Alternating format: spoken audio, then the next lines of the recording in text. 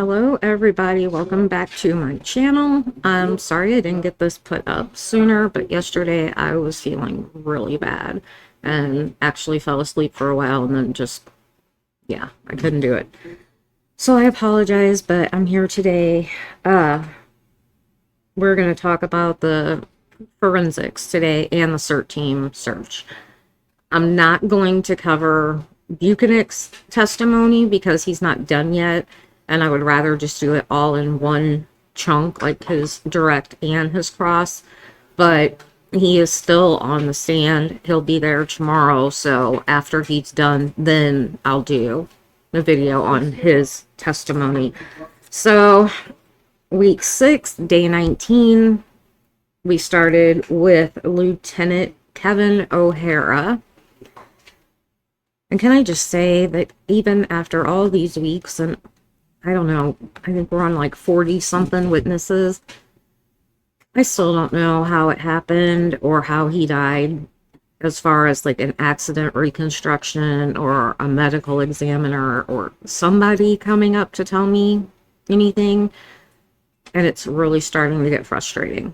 But we got into some forensics. Unfortunately, there's some problems with the forensics, and we will get into it. So, like I said, we started with Kevin O'Hara, and he works for the Massachusetts State Police. He's worked for them for 22 years. He's been a lieutenant for 4.5 years.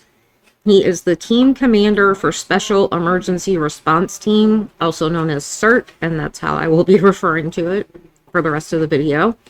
And he has been with CERT since 2014. And let's see here. So he explained that the CERT team is 61 members. 4 of them are full-time, including him. The rest of them, it's kind of an extra duty. Like when my dad was in the Air Force, he was on, it was called the Crisis Action Team. And like if we were in a war, there was some kind of something going on somewhere in the world, he was responsible to go in and help. He moved the satellites for communication, things like that, but he was part of the team that was in charge of, okay, this plane is going to go from here to here and do this and all that. It was an extra duty, and that's what it sounds like CERT is an extra duty for most people. But like I said, 4 people are full-time, and that's apparently all they do. They are the primary search and rescue team for the state police. They do lost and missing persons. They do evidence searches. They do crowd control for large-scale events. Hang on. Pablo.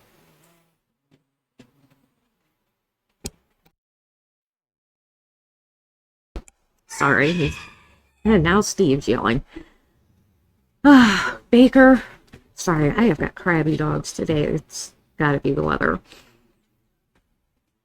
They do crowd control for large-scale events like the 4th of July, the Boston Marathon, and Gillette Stadium, where the Patriots play. And they do dignitary security. On January 29th of 2022, at 2:32 p.m., Lieutenant Tully, the supervisor for Norfolk County State Police Detective Unit, called to ask if they were available for an ongoing incident that he had going on. Tally asked O'Hara to submit a request through Tully's chain of command, which is the Division of Investigative Services. O'Hara also had to submit a request within his chain of command, which is Field Services. To get approval on his end, it has to be approved by the Special Operations Commander. And he said, depending on the request, it may even go above that level to the lieutenant colonel who is in charge of the entire division of field services.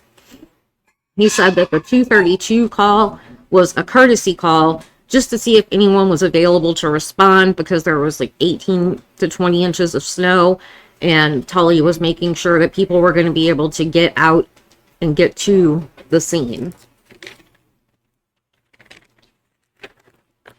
Okay. Steve, he's got opinions. Okay, so Tully said he was conducting a death investigation in the town of Canton. He was looking for CERT assistance with the evidence search. O'Hara said that they had members that would be able to respond, and he started working on the approval process and told members to start clearing out their driveways in case they got the green light to go. So after he cleared his own driveway, he spoke to his captain to see what the status was on the approval process on their end. And the captain told him they were cleared on their end. He got back in touch with Tully because he was nervous that he got his driveway cleared and the town plow was going to come back by and bury the end of his driveway again. So he called Tully just to kind of see, like, where are we at on your end? And he told Tully they're cleared with the Division of Field Services, and Tully said they were also cleared on his end. That conversation was at 3:45-ish. He sent out an alert to CERT at 3:48 p.m. telling them they were authorized to respond to Canton. And he explained that CERT is geographically broken up across the state. They're divided into an East team and a West team. And he reached out to the West team supervisor and asked him to set up a roster because he didn't want people having to drive from really far away. So he wanted a roster of people that were kind of in the general vicinity of Canton. He sent out an alert at 2:53 p.m. requesting an availability list. Tully told them they were going to 34 Fairview Road in Canton, and he got the exact address via text from Tully at 4:10 p.m. Another alert was sent out at 4:17 p.m. reminding people to bring shovels, brooms, rakes, etc. to sift through the snow. He left his house at 4:13 p.m. and arrived on scene at 4:56 p.m. He said normally it would have been about 20 minutes, but it took longer because of the weather. Initially, 8 members were dispatched, but only 7 made it, including him. The other member couldn't get off their street. On scene when he arrived was Trooper Jason. Oh, I forgot how they pronounce this. Let me see how I spelled it, because I usually spell it phonetically first. I think it's Beausoleil. Jason Beausoleil had arrived 2 minutes prior to him getting there. Tully was not there. When he contacted him, Tully said he was at the Canton PD, and at 5 o'clock, he told O'Hara he'd be there in 5 minutes. There were no neighbors outside.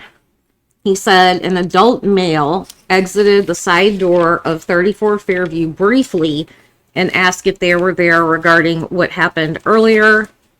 He said yes, and then that adult male walked back inside. So the plow had only cleared the center of the road, which checks with the testimony we had from Trotta about what their process is. And there was a 3 to 4 foot snowdrift coming off each side of the road. There was enough room, he said, for 2 cars to pass, but it wasn't cleared curb to curb. Tully instructed them that the death involved a motor vehicle, and he showed him where the vehicle was believed to have been parked and wanted them to search from that area south towards the flagpole fire hydrant area of the yard. O'Hara says that he had never really done an evidence search in conditions like these in a blizzard. He said they are a stage 2 response team, so pretty much every search they've ever done has been previously searched by someone else. They marked off the area that Tully told them to search, so they had a start and an end point, and they set up a line search, a grid search, which is what I was taught like early in forensics, so it sounds like they're doing it right. It's a small methodical search with all of them moving in unison across the area.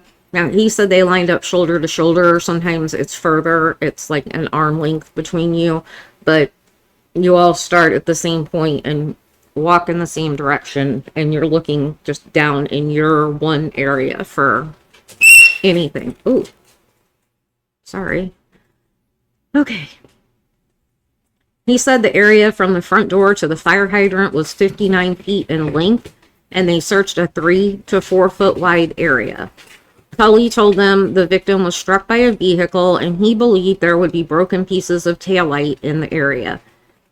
Tully also said the victim was missing his sneaker and asked them to search for those items. After finding 1 or 2 pieces of taillight, he asked Tully if he knew how much damage there was to the taillight or if he had a picture of the taillight. Tully said at that time the vehicle was being towed back to Canton PD and he didn't have a photo, which is so weird. Why didn't they take a picture of her car before they put it on the tow truck? I don't know. Troopers Proctor and Buchanan were following the vehicle being towed to Canton PD. And then this is, again, it's not to scale, so don't come at me in the comments, but just to give you an idea of where they were searching and how far, because he said it was kind of like almost right out from the front door was where they started, and then it was 59 feet from that point to the fire hydrant, 3 or 4 feet wide. So they moved Beausoleil's vehicle closer to the search area because there's a street light, but it's on the other side of the driveway, so it wasn't well lit there. And to get extra light, they moved Beausoleil's car closer to get the extra light from his headlights shining in the area. They also put on headlamps, and they all had shovels. A couple had small garden rakes, and O'Hara had a push broom. There was poor lighting in the area, but he said they had good visibility with the headlamps. It was dark when they got there, and there was no overhead lighting. They started almost directly across from the front door and moved south towards Chapman Street, which is towards the fire hydrant. The right flank was on the curb. They were lined up shoulder to shoulder. As they moved south through the area, they were searching along the roadway. It was difficult to remove the snow, so he said for him it was hard to say they cleared the lawn and that they didn't really focus much on that area. It was more the roadway. He said it was difficult to remove the snow, so it was hard to say they cleared the lawn. There were 5 others there besides the CERT team members. He said he recognized 2 as state police, and the other 3 he thought were Canton detectives, and they were all dressed in plain clothes. As they found evidence, they talked to Tully to confirm that he, Tully, was going to document everything they were recovering via photographs and an evidence log. Photos were taken by Tully. Notice I didn't say anything about an evidence log. Items were photographed as soon as they were found. The search stopped until the evidence was documented by Tully. So as they find something, they're like, Tully, come here, you need to document this. Nobody's doing anything. They're waiting for Tully to get done before they proceed. They found multiple pieces of red and clear taillight on the street between the flagpole and the fire hydrant. He said it was approximately 6 to 7 pieces, 3 larger pieces, 2 red, 1 clear, and a couple smaller pieces. They found a sneaker in the same location, flush against the curb, and it was upside down. They found a piece of taillight before the sneaker and a couple more pieces after. They were close to the curb, and they were all found at ground level. The right flank searchers were on the curb closest to the house. As snow was dug out, they inspected it in the shovel, and then it was taken and dumped in the street. O'Hara was the left flank, so he sifted through the snow after it was dumped in the street. So they were looking through it twice. And these are some photos of the conditions at the scene. You can see it's still windy and the snow is coming down. And the other picture is a picture of the CERT team actually working and searching for the evidence.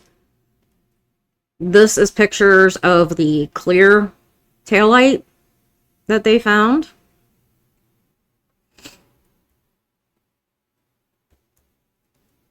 And here is the red taillight. That one piece is so dark it looks like a strawberry in the snow. It really does. This is several pictures of the sneaker, how they found it. further away and then up close, different angles, etc. All CERT members were on scene by 5:41 p.m. The search was complete by 6:15 p.m. After finding the sneaker and other pieces of taillight, they continued to move south for another 8 to 10 feet, but they didn't find any more evidence.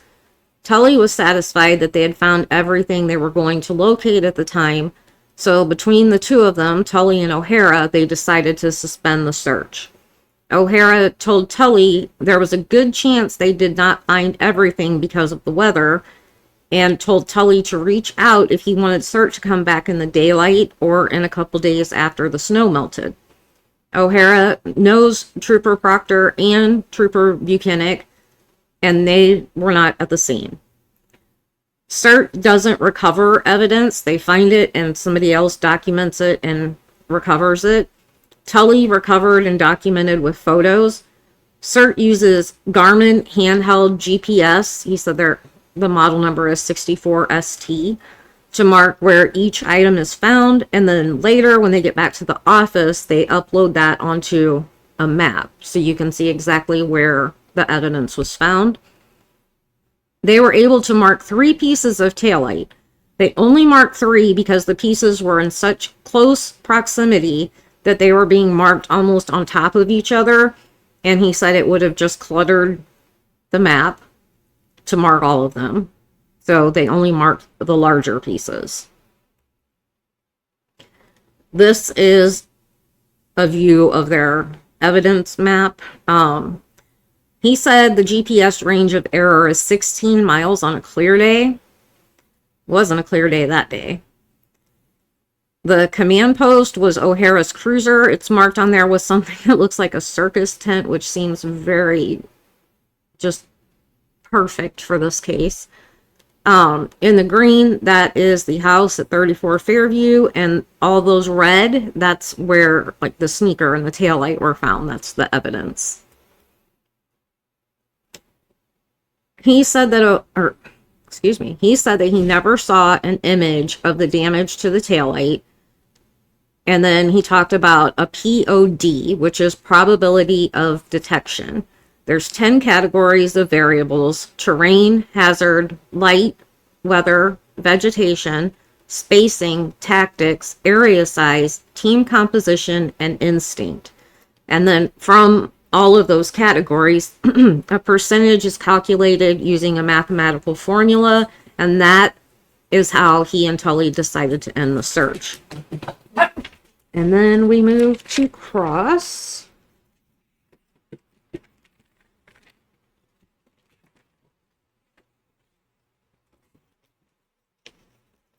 Yeah, I have a note in here. They had to turn off the AC because she couldn't hear Lally. Okay, so Tully was in charge of the Norfolk County State Police Detective Unit that is attached to the DA's office. Proctor was assigned to the same unit. On the 2:32 p.m. call, Tully told him John O'Keefe had been found on Brian Albert's lawn at 6:30 a.m. So snow had been accumulating for 8 hours when he received the first call from Tully. O'Hara says CERT doesn't need to know the working theory of a case before a search, just where to search and what to find. So you don't need to tell him, like, this is what we think happened. Like, we think this woman backed into this man, and, he doesn't need that. You just say, search here and look for this, and he's good to go. O'Hara didn't need to know or ask who had access to the scene prior to CERT. He said that he prefers it if a scene has been secured, but that's not always the case. When Tully called O'Hara, he didn't tell O'Hara that the scene was not being maintained for 6 to 7 hours before he was called. And O'Hara was not aware that the scene had been abandoned by police at approximately 7:50 a.m.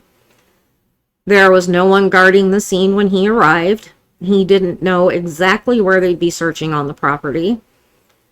The West Team supervisor is Lieutenant Simpson, then Sergeant Simpson. The sergeant wrote in the 2:53 p.m. alert, "We do not have the green light yet," 2 times. There is a CERT daily journal, he called it, and at 2:32 p.m. initial contact with Tully was entered into that journal. At 2:53 p.m. the alert is the second entry into the journal. And then we have CERT activated en route to Canton. That was the next entry, but there was no time entered. An alert at 3:48 p.m. authorized the team members to go to Canton and meet O'Hara there. Okay, I'll try not to mess up any of these names. Bearden, Beausoleil, Carrier, Louise, O'Brien, O'Hara, and Viscardi responded to the scene. The Geotab vehicle locator marks their arrival times. The personnel status report says who was there and when they arrived on scene. That document says on scene, and it shows everyone except O'Hara and Beausoleil arriving at 5 p.m. and O'Hara and Beausoleil at 4:55 p.m. O'Hara says Bearden arrived at 5:21 p.m., Louise and O'Brien arrived at 5:24 p.m., Viscardi arrived at 5:34 p.m., and Carrier arrived at 5:41 p.m.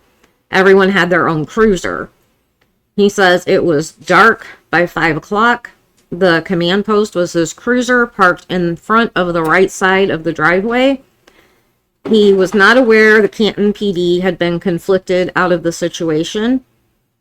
Tully directed them to where he believed the vehicle was parked and where the body was recovered. Tully said he believed the victim had been hit and possibly dragged. Now, I hadn't heard that before. The CERT paperwork, called the Final Mission Report, is brief, but it needs to be accurate. It has 7 categories. On this particular mission report, the mission name was the Canton Evidence Search. The date and time of first call was January 29th, 2022 at 2:32 p.m. For general terrain, he said neighborhood, snow-covered street, and front lawn, and incident type was evidence search. His general description of the mission said the off-duty officer was hit and dragged by the vehicle at approximately 12:30 a.m. Tully never said he was present and saw the victim's body or that he ever saw the vehicle parked there. He told O'Hara to look for a man's sneaker and pieces of taillight.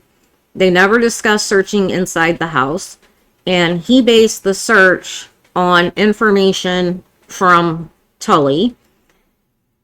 He has never done a search for evidence in the snow, only missing person searches.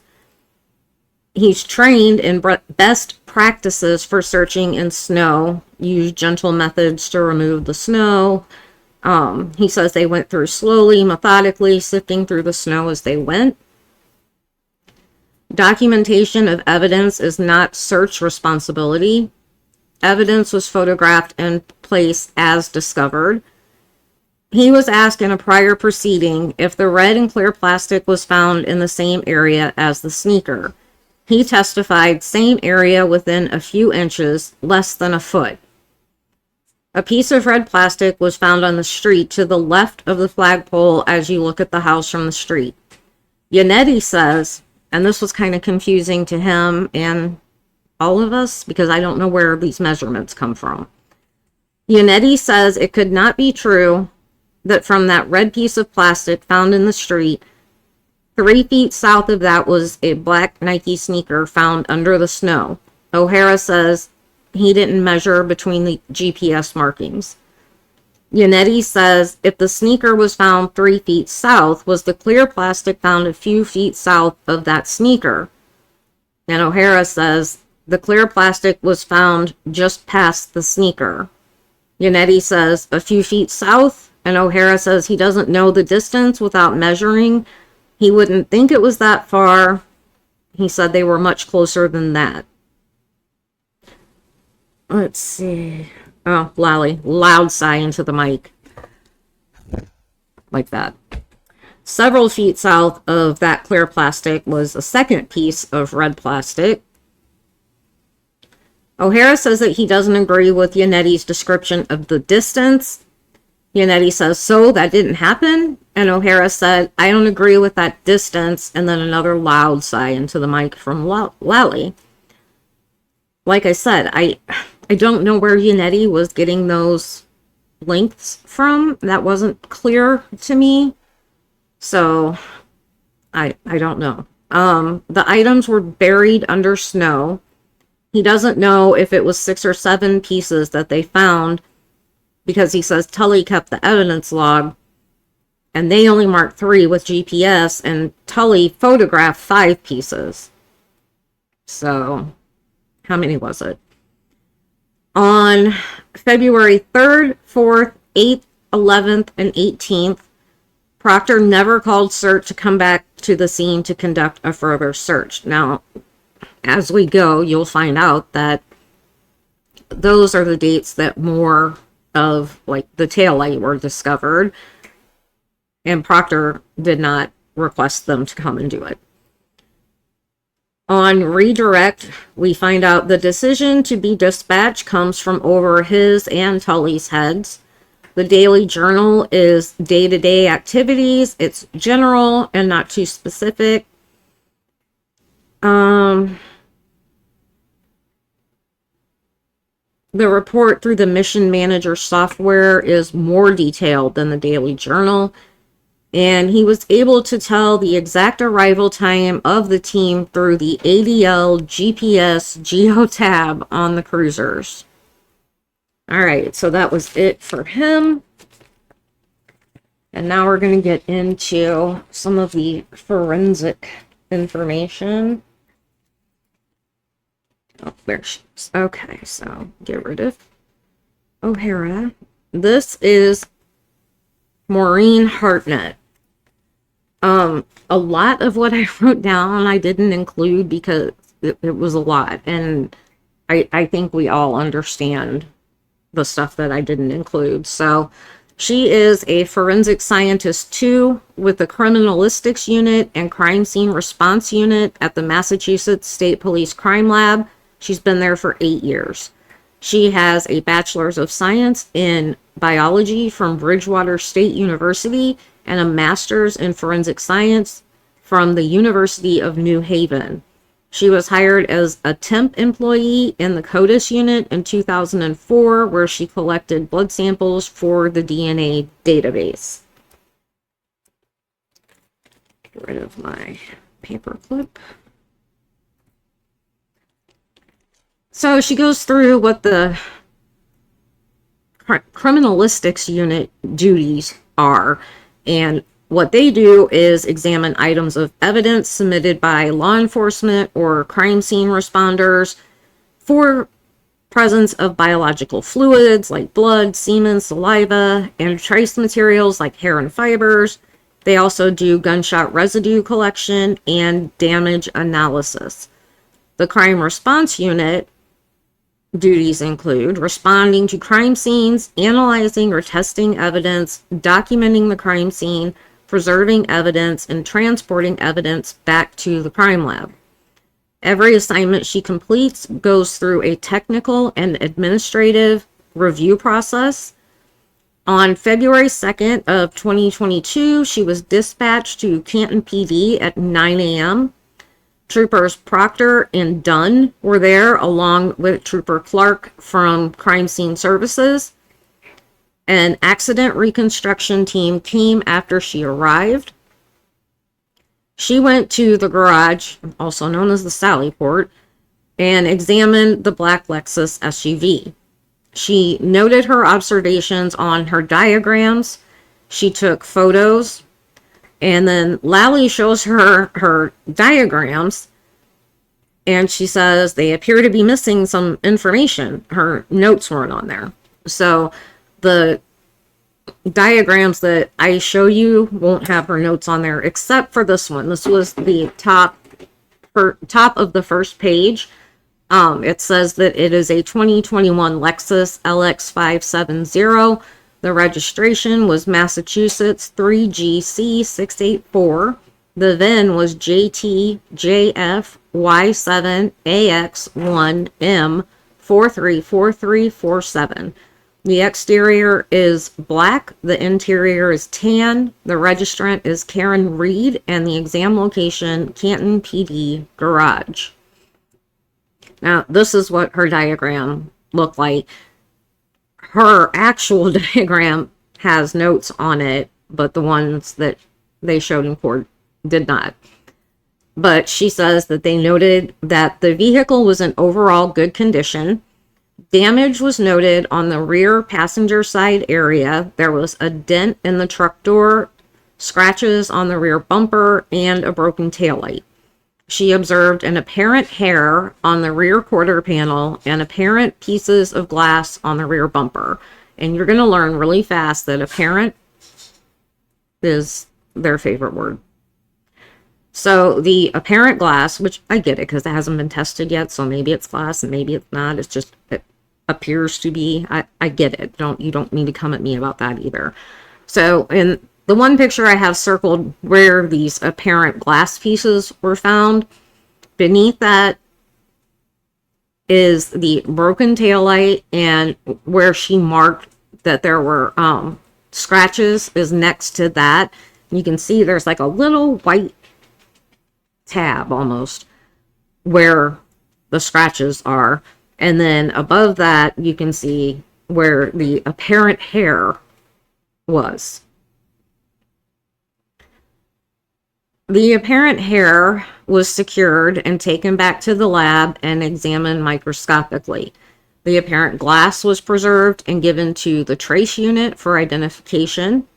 She said there were boxes on the back seat, a package, which I don't understand the difference between a package and boxes, but maybe an envelope package? I don't know. But there were boxes on the back seat, a package, clothing, and miscellaneous items in the trunk.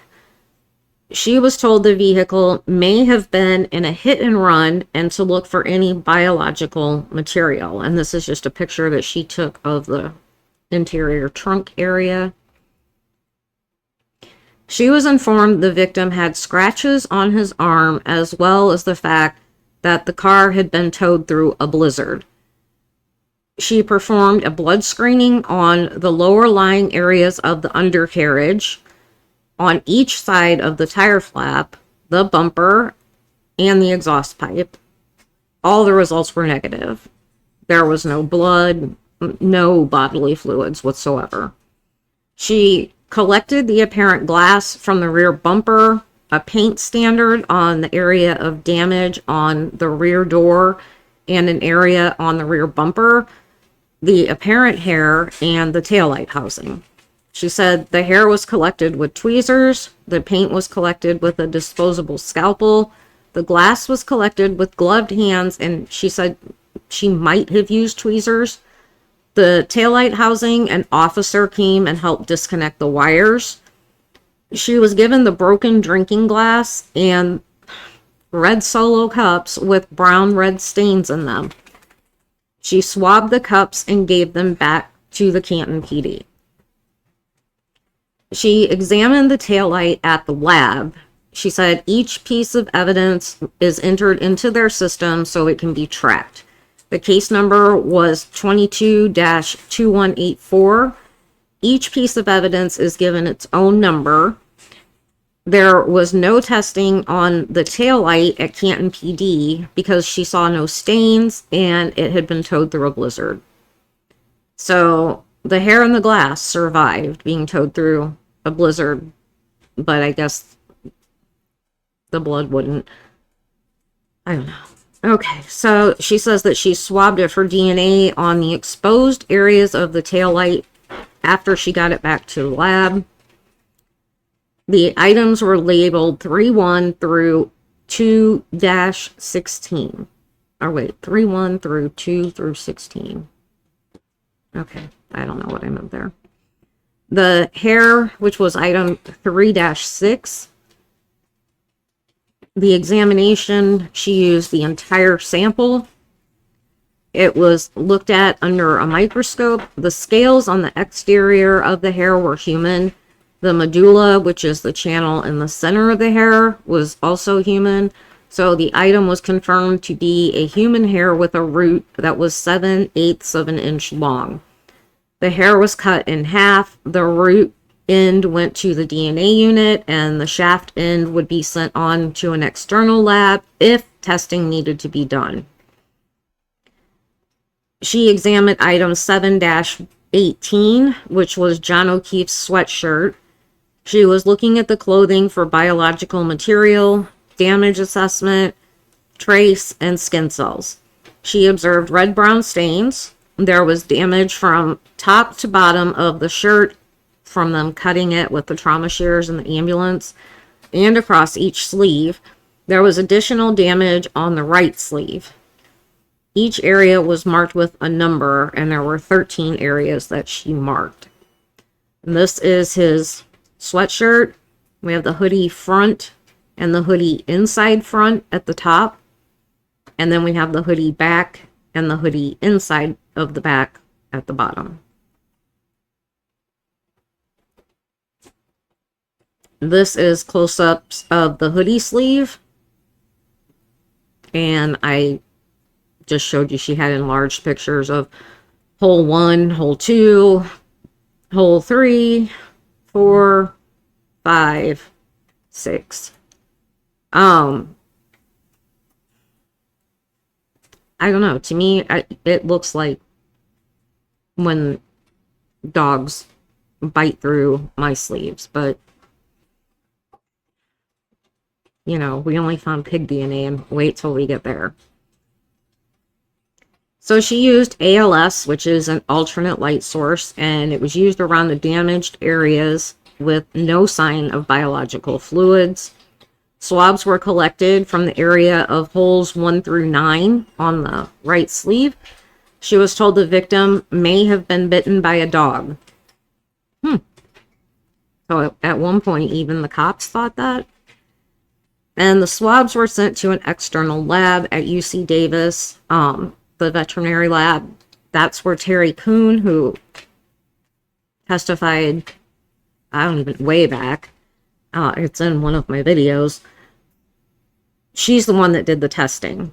And the reason they sent it there is because the crime lab does not do animal testing. So she emailed Terry Kuhn, who directed her on how to collect and package the swabs. She said 2 swabs were taken from the damaged right sleeve. And we know that Terry Kuhn testified about those 2 swabs. A blood screening and blood confirmatory test was done on the numerous red-brown stains on the shirt, and the stains were marked with letters, and that's just kind of showing you how she marked everything on the sweatshirt, and you can see some of the staining.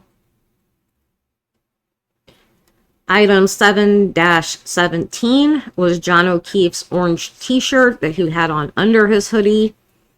And these are just pictures of the shirt. Screening for blood and a blood confirmatory test was performed on the stains, and it was positive for blood. Samples of loose trace materials were taken. She said scraping or swabbing was done where there were no stains, looking for skin and DNA. And if they find something, it's given a sub number and sent for additional testing. Item 7-1 is John O'Keefe's jeans with belt. And we'd all been hearing they didn't recover the belt. They didn't recover the belt. There's the belt.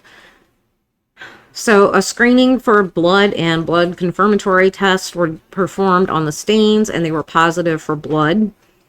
Samples of loose trace materials were taken by scraping or swabbing, and that was done where there were no stains, looking for skin and DNA.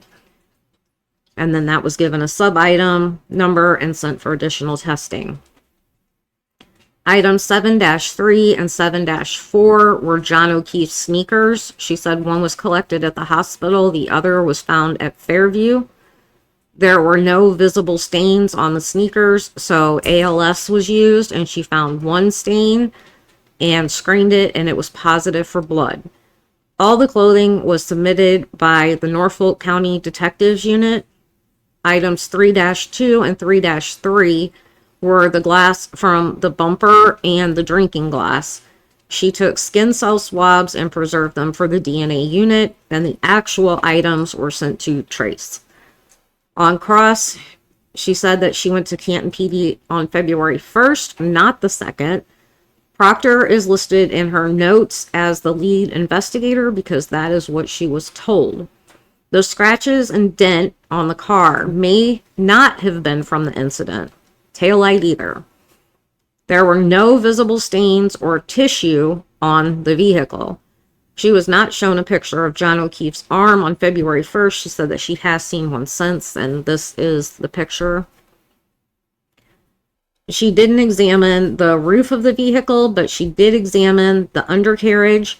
She made no observation of anything that matched that pattern on the arm on the SUV, and no tests came back showing blood. Here we go. Buckle up. So the solo cups were not labeled or numbered in any way, which we knew. She took 2 swabs from only one of the cups. So she didn't swab each cup. She took 2 swabs out of only one cup because she was told that it all came from the same stain. But the picture from the scene, we saw separate little blood drops that they supposedly put in the cups. So I don't know, but she admits there could be multiple contributors to a blood stain. She left the solo cups with the blood with the Canton PD. And then this.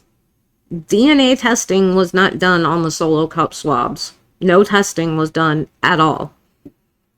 She returned the cups to a Canton police officer. Proctor didn't take them from her. She doesn't know who took control of them. The right rear taillight housing was removed. A Canton officer offered to help, and he used the tools on it, but she couldn't remember if he was wearing gloves. A swab was taken from the outer exposed area of the taillight.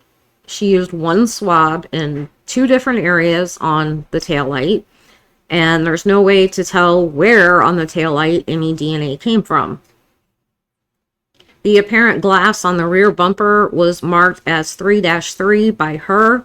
It was a group of 5 pieces, and she said quantity 1, meaning one group of 5 pieces. Someone else assigned letters to the pieces. The glass on the bumper was not embedded, which the prosecution told us in the opening it was, but it was just perched on top of the bumper, and the hair was not adhered in any way. He was like, was it glued? Was it taped? Was it, because it made it through a blizzard, right? And it was perched precariously on the SUV. So the SUV was towed from Dighton, which is where her parents live, to Canton. It's at least a 30-minute drive on a good day with good weather. The glass and the hair survived being driven around by Karen Reed and being towed during a blizzard with strong wind. She states that she does not know when the hair or glass were placed on the SUV exactly. I live in Oklahoma and our roads are terrible, but I have been to Massachusetts when I visit my son. They're not perfect. They're not like smooth as glass. So that when this is on the flatbed of the tow truck, it's bouncing, and you've got the wind and you've got the snow, but that hair and that glass, they hung on. Jackson showed zoomed in pictures of the hair, and I have it circled in both of these pictures. He said one appears like an inverted C and the other appears to be a C. The hair appears to have moved. Most people think the hair moved. I've heard a couple people, I believe one was Emily Baker, thought that it was just, it's the same, but it's a different angle. I don't know. I'm just putting it up here because this is what was testified to, was that it appeared to have moved, and she says, well, it does appear that It went from being an inverted C to a regular C. So 2 swabs were taken from the areas of damage on the sleeve of the hoodie.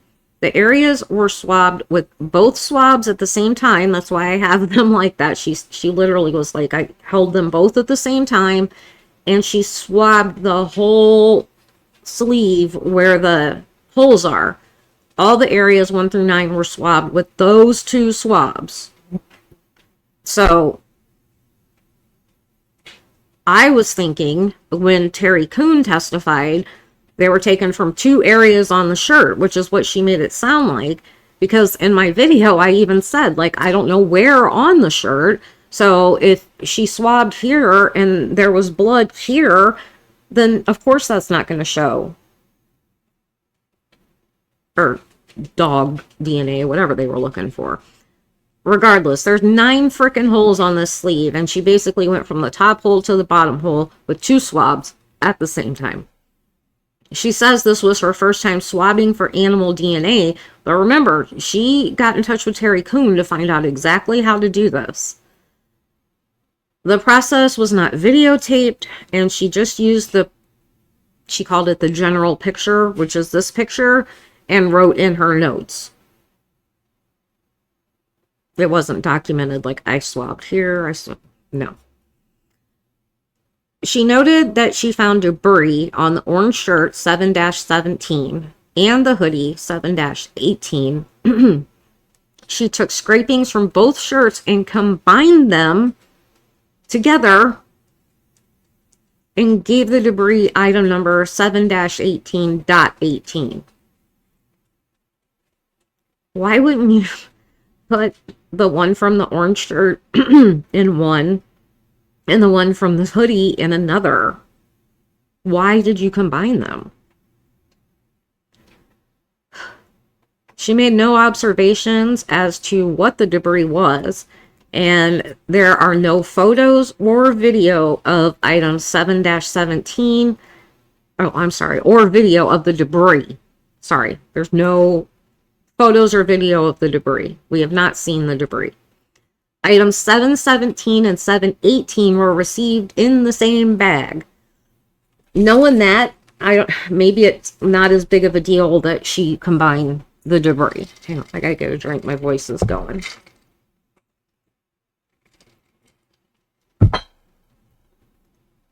Orange shirt should have been in one bag. Hoodie should have been in another bag, but they're together. Debris should have been for the orange shirt and the gray shirt, but they're together. This evidence was collected by Trooper Proctor on January 29th of 2022. As you can see on the evidence bag label, which all I can say is, like, which I think at some point she said they came in a brown bag, and I was like, please don't say stop and shop bag. Please don't say stop and shop bag. No, apparently Proctor, at least in this area, is better than Canton. He knows how to use an evidence bag, a real one, and tape, apparently.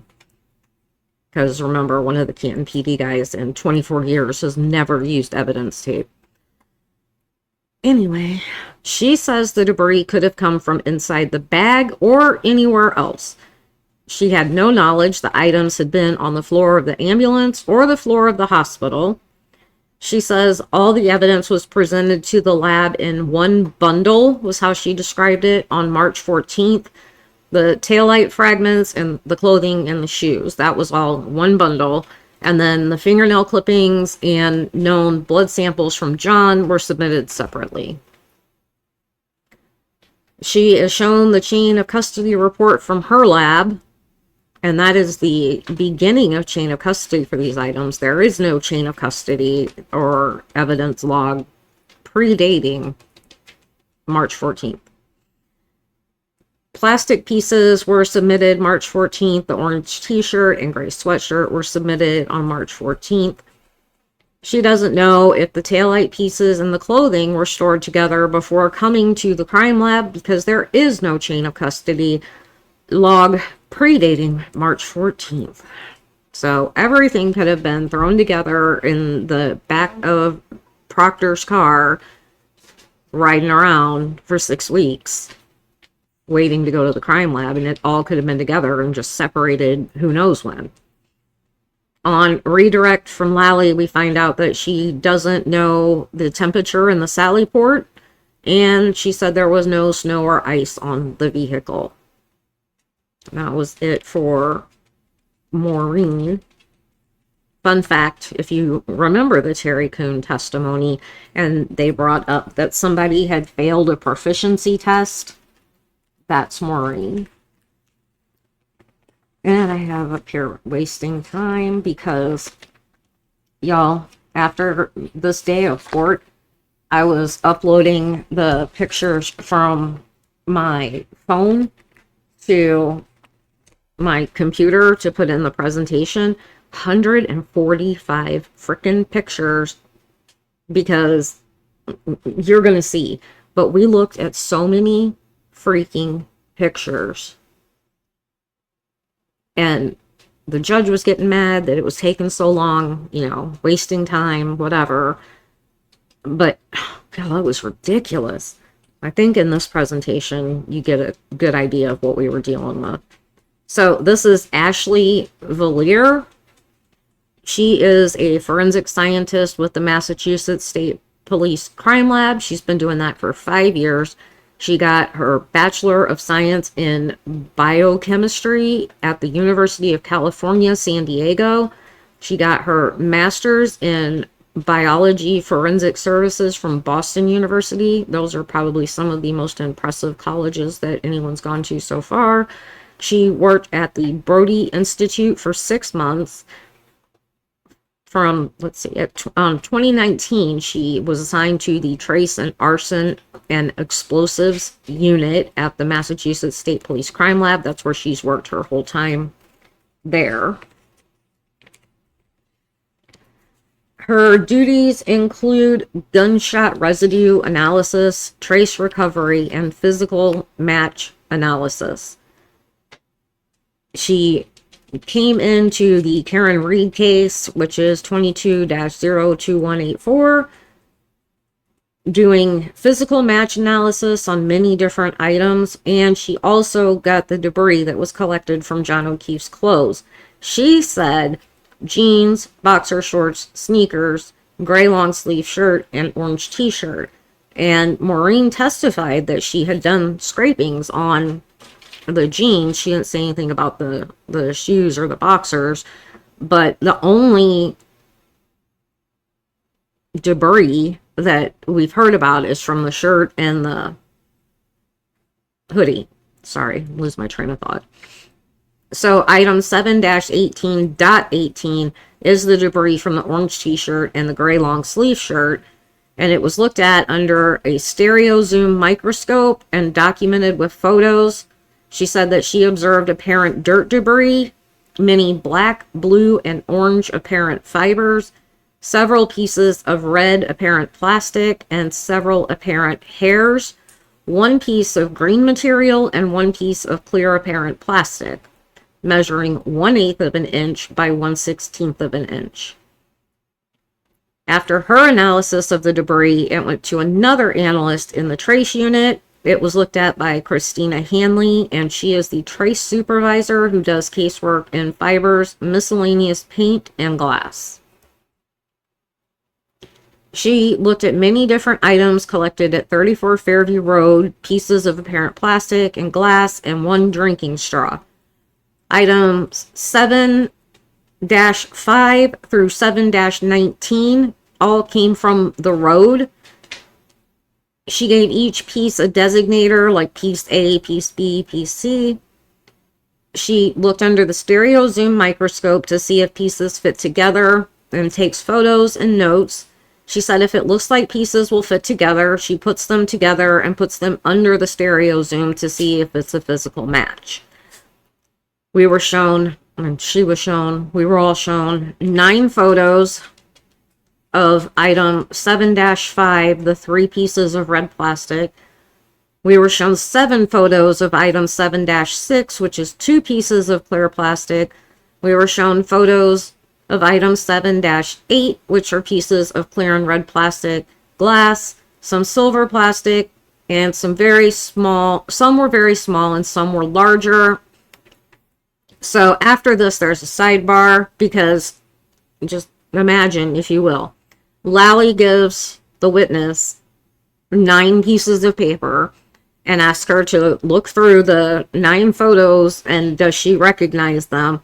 And after she does that and she says yes, then Lally goes up and he gets it from her and hands it to the court reporter and wants it marked into evidence. And she's got to do the whole thing with the little stickers on it. She's got to like write the date and her initials and all the stuff, right? And then he wants it like marked into evidence or whatever. You know, it's a whole thing. So then we have, it's in, and then he wants to show us all the damn photos. It's 3 pieces of plastic and there's 9 photos. So 3 pieces or 3 photos of each piece. It gets to be a lot. And the whole process of, here, look at these. Do you recognize these? Okay, I'm going to take them from you and I'm going to give them to her. And then she has to go through each one and mark it and date it and initial it and whatever.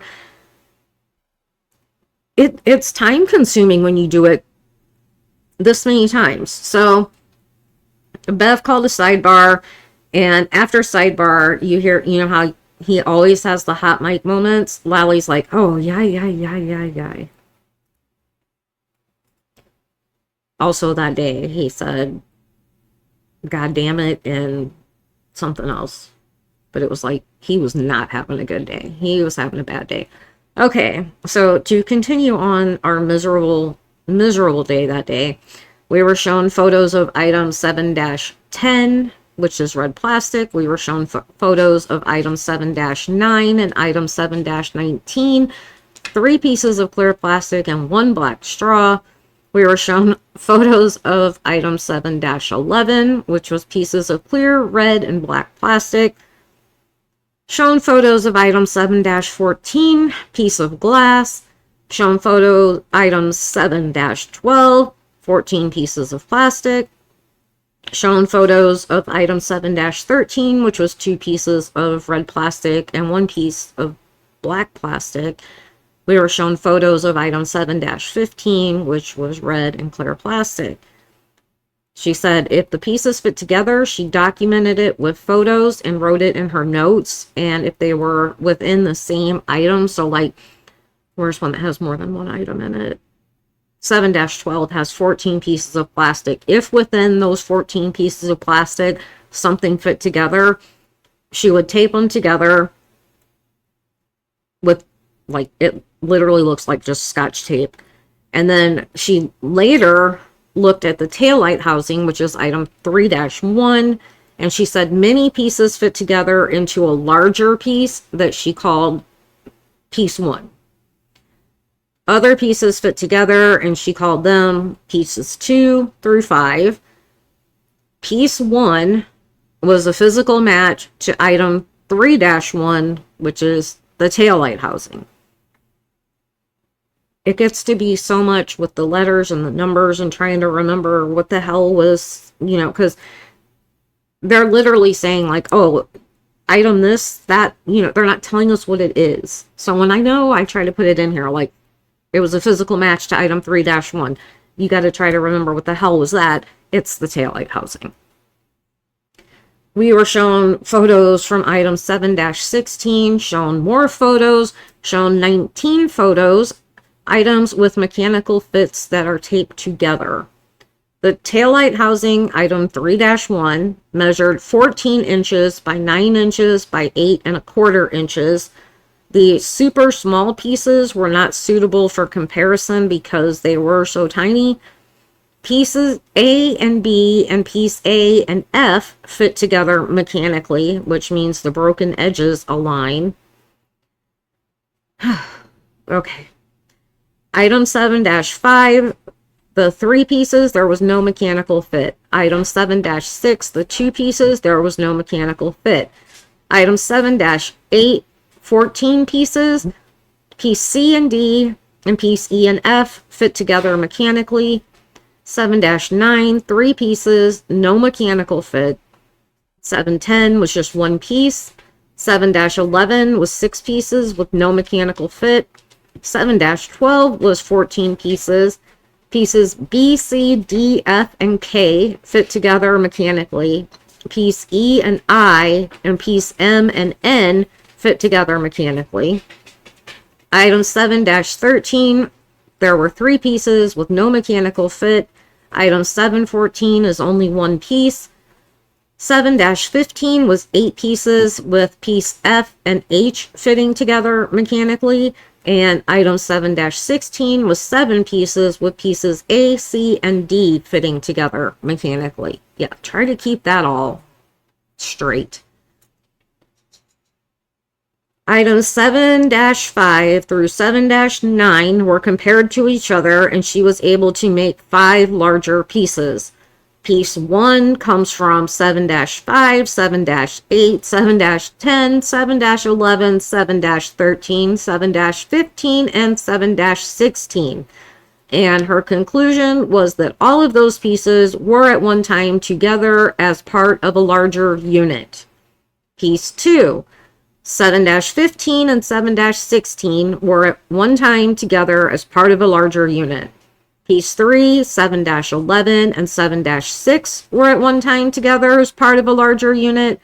Piece 4, which was from 7-8, 7-9, and 7-16 were at one time together as part of a larger unit. And piece 5 from 7-11 and 7-12 were at one time together as part of a larger unit. We were shown 23 photos. A comparison of 3-1 and piece 1. These are some of those 23 photos. Item 3-1, the taillight housing, and piece 1 were at one time together as part of a larger unit. In the middle, you can see where the piece fit. Outside image is piece 1. And on the other side is the taillight housing and piece 1 sitting next to it before being put together. On cross, Yannetti tries to simplify the debris from the shirts for us. He divides it into 3 categories: dirt and debris, not tested; several apparent hairs, not tested. Why not? Several pieces of red plastic and 1 clear measuring 1/8 of an inch by 1/16 of an inch. They were not embedded in the shirt. She never saw the actual shirts and didn't witness the collection of the debris. The incident occurred on January 29th, and Proctor didn't bring the submission 7 to the lab until March 14th, 6 weeks later. Item 7-8, which was 14 pieces of red, black, and clear plastic, was collected February 3rd by a trooper DeChico. And there is a picture of all of the pieces that were in 7-8 and the front of the evidence envelope. And some of those pieces are very small. Here's another look at those for you, I think. No, this is not. This is a different one. I will explain where each of these pictures come in. Item 7-13, pieces of apparent plastic were submitted by Proctor. They were collected on February 8th. So 5 days after item 7-8 and 10 days after the incident. So okay, so this picture right here is 7-8, the 14 pieces that DeChico found. And like I said, some of those are tiny pieces, as you can see. The middle picture is what Proctor found on February 8th. And that's the evidence envelope over on the far side. Now tell me how DeChico found what he found, which some of it, that one piece is pretty big, but he found these teeny tiny pieces, but he missed that piece? Okay. Again, on this picture is 7-8 found by DeChico. Item 7-15, the one in the middle, pieces of apparent plastic submitted by Proctor, collected on February 17th, 8 days after DeChico found what he found and 13 days after the incident. Again, we've got this big piece from the side of the taillight. And it wasn't found until... Okay, sorry. Item 7-16, pieces of apparent plastic submitted by Proctor, collected on February 18th, were found 2 weeks after item 7-8 and 3 weeks after DeChico found small pieces. So here you can see the difference in what DeChico found and what Proctor found. I don't make of it what you will. And that was it for her. No, she did. Here, let me just play it. Do you know? Sorry, that's an odd question. I don't know if you want her to repeat it, Ms. Giannetti. Go ahead. You have to repeat that, please. So evidence is submitted to what you just said that he missed. Oh, that's kind of an odd question. Oh, not for me. So. Do you have a record of that? A record of what? A record of which state trooper delivered that debris to the lab. So it wouldn't be delivered as like debris. It would be delivered as the individual piece of clothing, which then got assigned item 7-18, I believe. And then as someone analyzes it, each offshoot of that piece of evidence gets a 7-18 point something.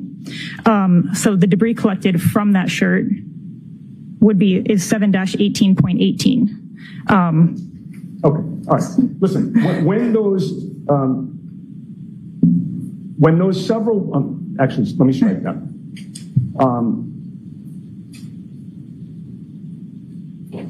Get to where I was.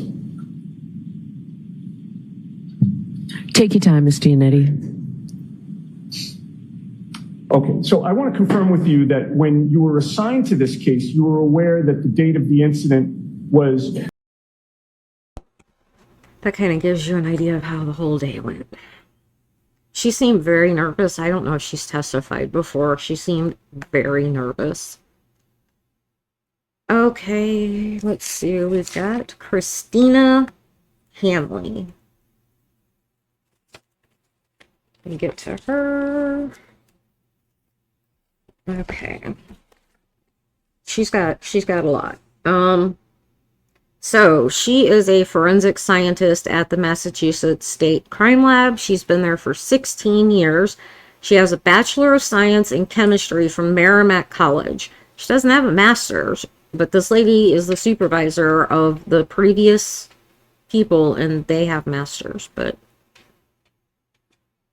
Started at Massachusetts State Crime Lab in 2008. She began as a chemist in the drug ID unit. In 2009, she was promoted to Chemist 2 and transferred to Trace. In 2017, she was promoted to an FS3, which, if you have been following along, FS1, you're in training as a forensic scientist. FS2, you're done with your training and start doing your own casework. And then FS3 is a unit supervisor. So she has been the FS3 in Trace, Arson, and Explosives unit for 7 years. She said the Trace unit examines and compares trace evidence such as paint, fibers, hair, glass, tape, and miscellaneous items. They do physical match examinations and serial number restoration on firearms. Her responsibilities include the daily operations in the unit, training other new analysts, technical and administrative reviews of case files, and she also works on casework. Now, she's reviewing other people's work. Her work is reviewed by an external technical reviewer. Evidence is submitted to the lab through the evidence unit. It is assigned a unique number and a barcode. The information for the case is input into their LIM system, LIM, which stands for Laboratory Information Management System. When she takes an item into her custody, she documents it with photos and notes and then proceeds to sampling, microscopic examination, and instrumental analysis. Now, this is her testimony I have left a lot out of because it's a lot of explanation that I feel like it was probably a lot for the jury. Like I told my husband, I felt like I was back in college in one of my bio classes trying to keep up and take notes. It was crazy. I put the gist of her in here and explained some of the instruments that she used. So she said that she makes observations of appearance and color of glass and then examines a portion microscopically and observes certain optical properties and then examines for analytical analysis using a GRIM, which is a glass refractive index measurement. I pretty much left out. She talked about the GRIM and what it does, how you put the sample in there and what the test tests for and what the results would look like, and it was a lot. She also uses a FTIR, which is a Fourier transform infrared spectrometer. It's another analytical technique that is used for certain types of analysis, and again, she went through and explained it in great detail. The Karen Reed case 22-02184, she examined glass pieces, items 3-2, 3-3, 7-12, and 7-14. Item 3-2 is the clear apparent drinking glass that we saw held up by, was it Lank? I think it was Lank. Held up in court way back, 700 weeks ago when this crap started. Item 3-3 is the clear apparent glass pieces recovered from the bumper. Item 7-12 is the clear apparent glass recovered from the ground at 34 Fairview.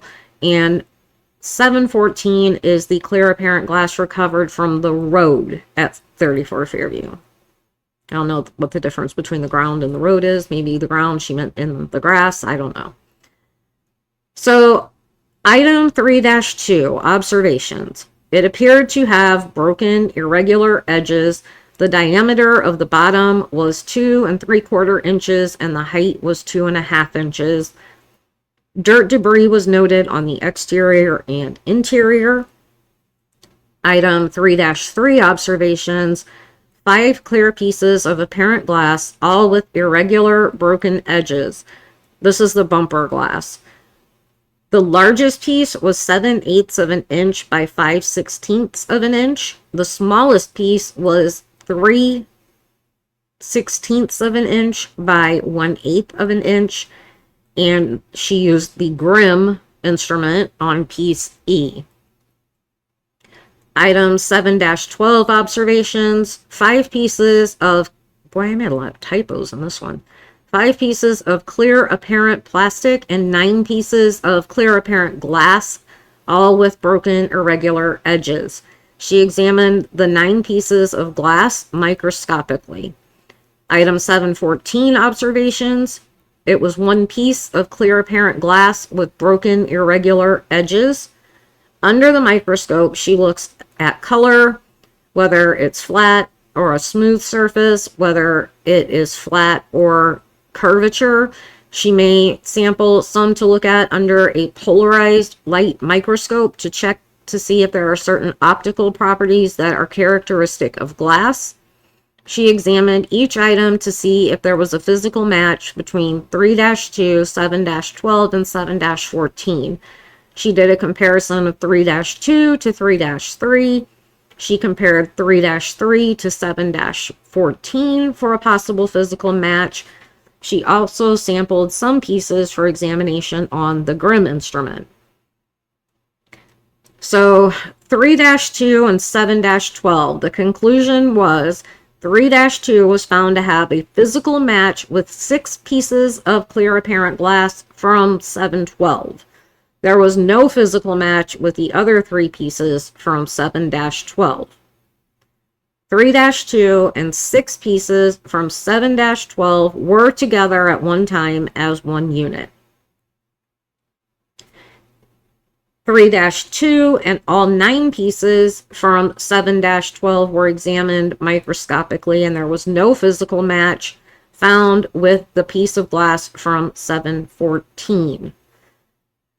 3-2 and all 9 pieces of clear apparent glass from 7-12 were examined microscopically, but no physical match was found with the 2 pieces from 3-3.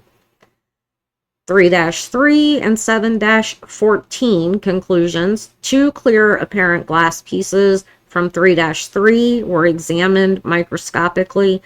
No physical match was found with 7-14. 1 piece she had labeled as piece E from 3-3 was found to be consistent in physical and instrumental properties with examined portions of the clear glass from 7-14. So, piece E from 3-3 could have originated from the examined portion of glass from 7-14 or from another source with the same characteristics. So, maybe it could have, maybe it couldn't. That's just not helpful to me. Now, at the beginning, you said these 2 pieces were together at one time as one unit. That's important to me, but this, maybe it did come from there, maybe it didn't. Okay. Clear apparent glass 3-2 was a physical match with 6 pieces of 7-12, which were all recovered at the scene. 1 piece from 3-3 and piece E from the bumper were consistent with 7-14, which was found on the ground. She also examined item 3-1 and 7-18.18. 7-18.18 description: scrapings and trace materials recovered from the victim's clothing, t-shirt and hoodie. The debris was provided by Maureen Hartnett, who did the scrapings and had them transferred to Trace for further examination. 3-1 is the taillight housing provided to the lab by Trooper Christopher Moore, which I thought when Maureen Hartnett testified, she said that she took it because the officer helped her get it out and then she took it back to the crime lab. So I thought she took it from Canton PD, but apparently this lady said that it was provided to the lab by Trooper Christopher Moore. Okay. 3-1 observations. There were portions of the taillight broken with irregular edges and there was damage to it. So 3-1 was examined using the stereo zoom microscope, a polarized light microscope, a comparison microscope, an FTIR with a microscope attachment, and a microspectrometer, which she calls a microspec, was used to examine items that have color. The sample is exposed to visible light and reacts in a certain way based on the dye or pigment in the sample. 7-18.18 observations. She noted clear plastic material and red plastic material. The clear plastic measured 1/8 of an inch by 1/16 of an inch. The largest piece of red plastic measured 1/16 of an inch by less than 1/16 of an inch. The smallest piece of red plastic measured less than 1/16 of an inch by less than 1/16 of an inch. She examined the clear plastic and 1 piece of the red plastic microscopically and analyzed portions instrumentally using an FTIR and microspec. So the clear plastic conclusion was 7-18.18 is consistent in color and instrumental properties with the examined clear portion of the taillight. So it again, it could have originated from the taillight or another source with the same characteristics. And her conclusion on the red plastic is the same as it was on the clear. Maybe it did, maybe it didn't. Something with the same characteristics. On cross, Alan Jackson shows her the chain of custody log from the crime lab for this case. Item 7-12 was collected by Trooper Buchanan. Item 7-14 was collected by Trooper Proctor. 3-2 is one item, the cup. 3-3 has 5 sub-items labeled A, B, C, D, E. 7-12 has 9 sub-items labeled A, B, C, D, E, F, I, K, L. 7-14 is one piece of glass. The cup was compared to 9 pieces, A, B, C, D, E, F, I, K, L. The cup only matched A, B, C, D, F, and K. Pieces E and I were compared to by the previous analyst, who found a physical match between them. When Hanley received E and I, they were taped together. E, I, and L did not match the cup. The cup was compared to 5 pieces of the bumper glass. A and B didn't match. C and D were not compared due to size and condition. So basically, to sum it up, no items from the bumper matched the cup. E from the bumper was compared to 7-14, and they were consistent in property. So that's another one of the maybe, maybe not conclusions. 7-14 was compared to the cup. There was no match. 7-14 was compared to 7-12. There was no physical match. The cup and the bumper, no match. 7-14 doesn't match the cup or 7-12. Piece E from the bumper is the only match with 7-14. 3-3 is consistent with 7-14. Yeah. Can I just say I really had a headache after that day. It was just so much numbers and big words. So I just kind of threw this in. Hang on. This is the missing piece shaded in blue. Now you can see, without it being covered on the other side, you can see how big of an area that is. And then they fit piece E into the taillight. But you mean to tell me they didn't find any of that? That's a huge area that isn't found, and it's circled in the top. They didn't find any of that clear. None of it.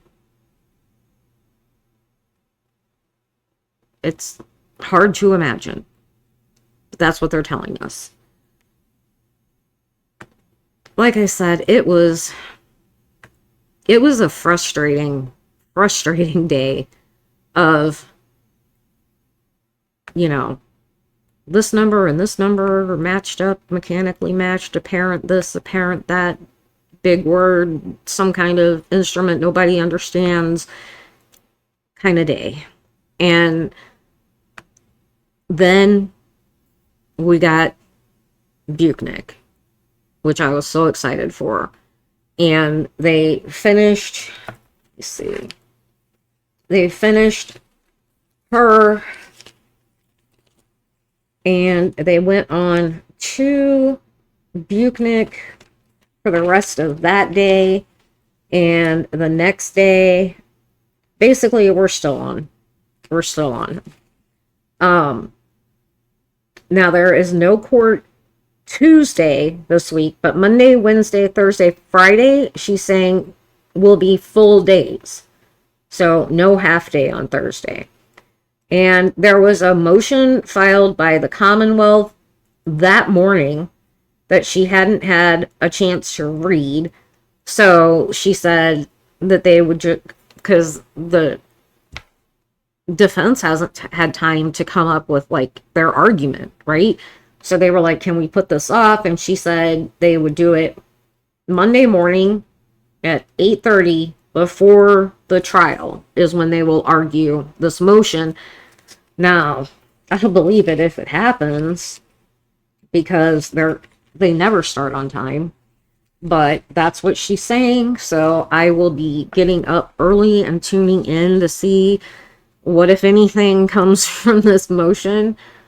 Please give us a thumbs up if you don't mind. If you haven't already, I would really appreciate it. It helps get me out in the algorithm, and YouTube's kind of mean about that kind of stuff. So I need likes and shares and comments to get me out in the algorithm, please. If you're not subscribed, please subscribe. We would love to have you here. And like I said, give it a thumbs up, share it if you want to. And as always, I will see you all in the next one. Leave in the comments what you're thinking at this point. Bye.